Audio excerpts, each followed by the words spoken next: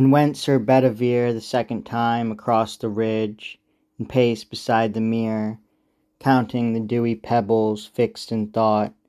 But when he saw the wonder of the hilt, how curiously and strangely chased, he smote his palms together, and he cried aloud, "And if indeed I cast the brand away, surely a precious thing, one worthy note, should thus be lost for ever from the earth, which might have pleased the eyes of many men. What good should follow this, if this were done? What harm undone? Deep harm to disobey, seeing obedience is the bond of rule.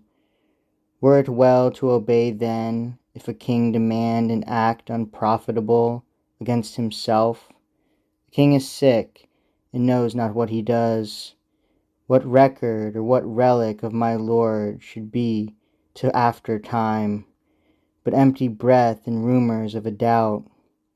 But were this kept, stored in some treasure house of mighty kings, some one might show it at a joust of arms, saying, King Arthur's sword, Excalibur, wrought by the lonely maiden of the lake.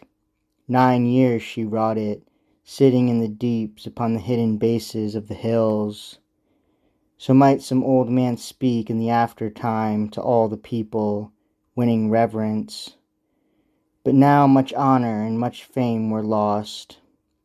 So spake he, clouded with his own conceit, and hid Excalibur the second time, and so strode back slow to the wounded king. Then spoke King Arthur, breathing heavily, "What is it thou hast seen, or what hast heard?"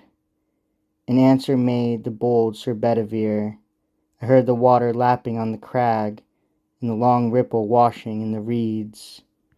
To whom replied King Arthur, much in wrath, "Ah, miserable and unkind, untrue, unknightly, traitor-hearted, woe is me! Authority forgets a dying king, laid widowed of the power in his eye, that bowed the will. I see thee what thou art, for thou, the latest left of all my knights, in whom should meet the offices of all, thou wouldst betray me for the precious hilt, either from lust of gold, or like a girl valuing the giddy pleasure of the eyes. Yet, for a man may fail in duty twice, and the third time may prosper, get thee hence. But if thou spare to fling Excalibur, I will arise and slay thee with my hands." Then quickly rose Sir Bedivere and ran, and leaping down the ridges lightly, plunged among the bulrush beds, and clutched the sword, and strongly wheeled and threw it.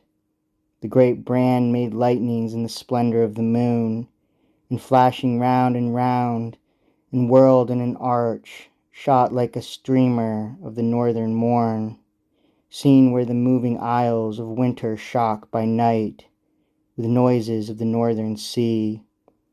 So flashed and fell the brand Excalibur, but ere he dipped the surface, rose an arm clothed in white samite, mystic, wonderful, and caught him by the hilt, and brandished him 3 times, and drew him under in the mere, and lightly went the other to the king. And spoke King Arthur, drawing thicker breath, "Now see I by thine eyes that this is done. Speak out, what is it thou hast heard or seen?"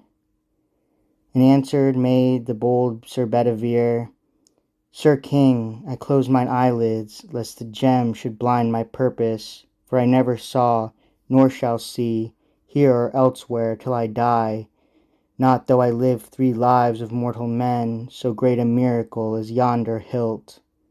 And with both hands I flung him, wheeling him, but when I looked again, behold an arm, clothed in white samite, mystic, wonderful, that caught him by the hilt, and brandished him 3 times, and drew him under in the mere.